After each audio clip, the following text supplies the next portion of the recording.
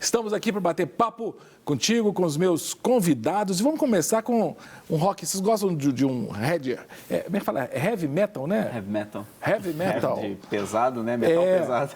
Eu gosto do meu rock, é uma coisa bem mais clássica, assim. Pela minha idade, né? Coisa mais dos Beatles. É uma coisa mais alternativa e tal.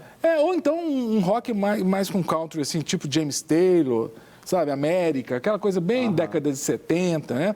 Agora, você tem estilos de rock, sabe, assim, que é bem batidão mesmo, né? Pesado. O heavy metal é o mais extremo, né? Você tem algumas coisas entre... Eu escutava muito, por exemplo, aqueles...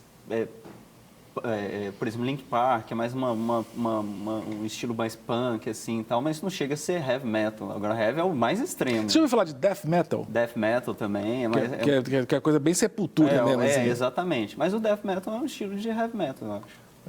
Acho que tá dentro dali da O Dal tem cara de que gosta de heavy metal, né? Não, na verdade, já ouvi AC/DC. É mesmo, cara? Aí, ó, eu tirei a confissão aqui. Você gostava de Kiss? Na verdade, vem desde isso que você está falando, desde os Beatles, e aí, à medida que você vai crescendo... Eu converti, eu tinha 26 anos, então nessa época, de adolescente, eu já estava dentro dessa visão. Mas hoje eu já não ouço essas... Não é o meu estilo, né? Eu respeito quem gosta de rock a vida inteira, mas não é o meu negócio. Mas naquele tempo vinha pelas amizades, pelo que as pessoas falavam, Pink Floyd, essas questões todas que tinham lá. Então tinha AC/DC... Nasceu na década de 70, 60, 80 ali, você escutou todas essas bandas ali. Nasci em 61, quer dizer, os Beatles começaram em 65, meu irmão mais velho tinha 8 anos mais velho do que eu, e ele gostava muito de Beatles, ele tocava Beatles, então eu já saí, já entrei dentro daquilo. Mas tinha Raul Seixas, tinha todos esses discos na minha casa tinha vários tipos de música, desde Simone, de Fagner, de Raul Seixas, então, quer dizer, Ivan Lins, então vinha por aí. Aí na adolescência, como tinha amigo que gostava, não que eu gostasse tanto dessas coisas, mas eu ouvi esses rock todos, eu ouvi. Eu acho engraçado os nomes, né? Porque depois de um tempo, os nomes das bandas brasileiras começaram a ficar também, assim, bem excêntricos, né? Mamonas Assassinas, aquelas coisas assim. Mas as bandas, por exemplo, quando fala Beatles, né? Nós falamos Beatles como se fosse um nome em si. Mas Beatles em inglês é besouros, não é isso? Quer dizer, a pessoa chamasse os besouros. Nossa, que coisa, né? Tinha uma banda, acho que é o Supertramp. Supertramp, eu já tinha vários discos dele, tá aí uma banda que eu gostava muito, eu tinha vários discos dele, já ouvia muito dele, mas aí já era um negócio mais ameno, então, quer dizer, era tranquilo, eu gostava muito deles.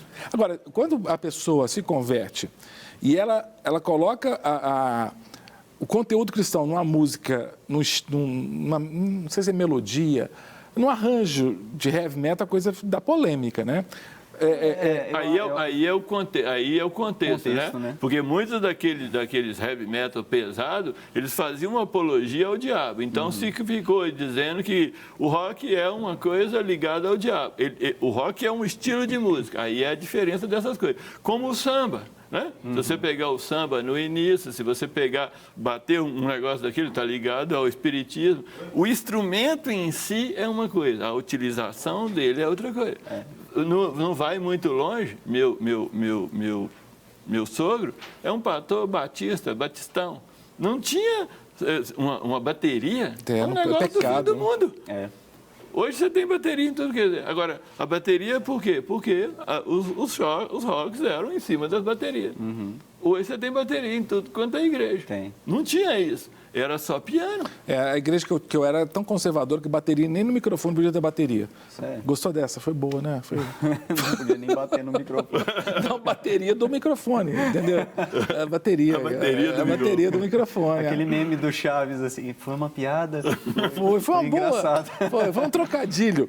Mas eu estou falando disso porque tem várias bandas, tem a Petra, tem várias bandas que são cristãs evangélicas que tem essa pegada, né? Do heavy, eu acho que o que assusta também não é só o conteúdo, mas o estilo de voz que é criado ali, aquele voz um pouco mais gritado, um pouco mais, parece um grunhidão e tal. Eu acho que assusta algumas pessoas, mas é um estilo musical, não tem, em si não tem nada. Agora, gera polêmica, gera. Vamos ver aí a matéria sobre uma banda cristã Coloca aí pra gente, produção. Ali, olha só, o vocalista do... O Dalton e Hermes, você consegue pronunciar isso aí? Eu não sei como é que pronuncia. Antidemon, é isso mesmo? Antidemon. Antidemon. Será que fazendo... É antidemônio? Imagino que a alusão é essa daí. Antidemônio. Vocalista do Antidemon, fala sobre preconceito vivido no meio cristão. Inclusive está ali, né, a foto do cidadão, né, do vocalista. Pode ver que está todo tatuado, cabelo comprido, fazendo aquelas caras de roqueiro, né? E ele está falando que há preconceito. Eu confesso a vocês, gente, que o discurso do preconceito também é um discurso politicamente correto, ele também é recorrente. Porque eu quero polemizar essa discussão, sabe? Não que, como é que eu posso dizer, eu critique ele em si, mas a gente tem que entender o seguinte, certas roupas que a gente usa, elas geram nos outros expectativas, geram nos outros sentimentos, a gente tem que ter consciente disso. Não é? Do jeito que vocês estão trajados, por exemplo, vocês estão trajados num programa na televisão. Não é? Vocês se preocuparam com a imagem que eu estou passando. Se eu boto uma jaqueta de couro, estou tatuado, cabelo comprido, eu tenho que imaginar que eu vou provocar nas pessoas uma certa reação. Aí você fala assim, uma pessoa preconceituosa. Eu acho que assim, a pessoa tem um histórico de vida que ela associa certas imagens a certos comportamentos, a certos valores, não é? Eu estou sendo muito ingênuo. Você pode encarar preconceito de duas formas. É uma realidade que as pessoas elas têm conceitos pré-estabelecidos por causa de estereótipos, e isso é natural, e quem tiver esta imagem, ou quem quiser assumir essa imagem, vai ter que assumir os ônus e os bônus disso. Ok? E vai ter que saber ter resiliência para saber seguir isso, até que essa imagem seja mudada. Eu acho que é algo muito importante. Porque, por exemplo, falamos do heavy metal. O ponto não é o heavy metal, o ponto é dois principais, né? O primeiro é o conteúdo da música, que está sendo tocado, que é a primeira coisa que tem que ser analisada em qualquer tipo de música, inclusive tocar dentro da igreja ou de adoração, qualquer coisa, o conteúdo. Não adianta você querer cantar para Deus que sua vingança tem sabor de mel, não vai adiantar nada. E o segundo é exatamente o seu testemunho. Se essa pessoa, por mais que anteriormente aquele estereótipo ele trouxesse algum medo, a partir do momento que as pessoas se relacionarem com esse jovem e perceberem que isso não é real, eles vão mudar seus conceitos. Possivelmente, hipoteticamente, muitas vezes as pessoas convertem, são roqueiros, gostam de música, né? São roqueiros, já era roqueiro, ele converte, já era tatuado, né? Muitas vezes já era tatuado, tem muitas pessoas que chegam na igreja e já são tatuados, e ele só mudou o estilo, ele passou a fazer o mesmo rock, só que antidemon, quer dizer, ele está querendo colocar uma música que fala de Jesus ou que trabalha alguma coisa que não é uma coisa. Agora, é uma imagem, como é uma minoria, uma minoria dentro da igreja evangélica no todo, e a imagem está ligada a um aspecto negativo, vai levar um tempo muito grande. Por exemplo, quantas pessoas lidam bem com pessoas tatuadas? Hoje, tatuagem é um negócio... Já virou mais comum, né? Já virou mais comum. Mas, por exemplo, mesmo assim, levou um tempo para cair dentro de você imaginar que uma pessoa tatuada pode ser um cristão. E um cristão de verdade. Porque muitas vezes você pensa assim, né? Até onde? Então, quer dizer, são muitas coisas que levam um tempo para você absorver. A imagem dele é aquela imagem do roqueiro típico, né? Cabeludo, que é aquela cara que ele faz uma... E a imagem que o roqueiro queria construir, né? O roqueiro queria construir que ele era um remédio sem causa e tal, aquele negócio tudo. Eu vejo com muito bons olhos esse tipo de movimento dentro da igreja.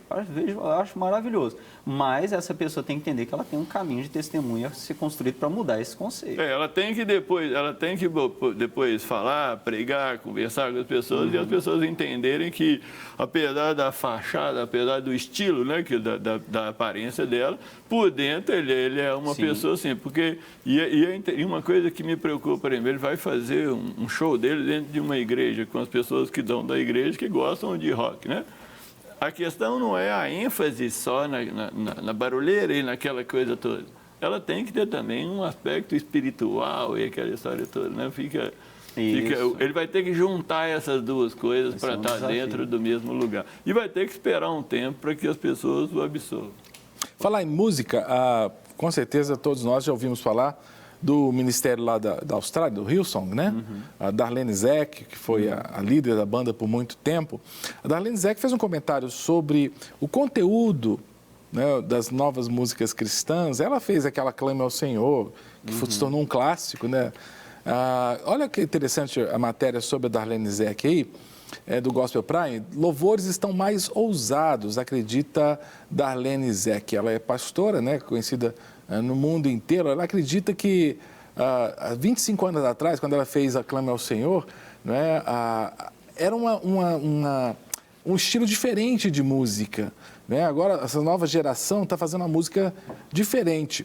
E a discussão é, será que os mais velhos, não estou dizendo que é o caso da Darlene Zschech, ela está dizendo que as músicas são mais ousadas.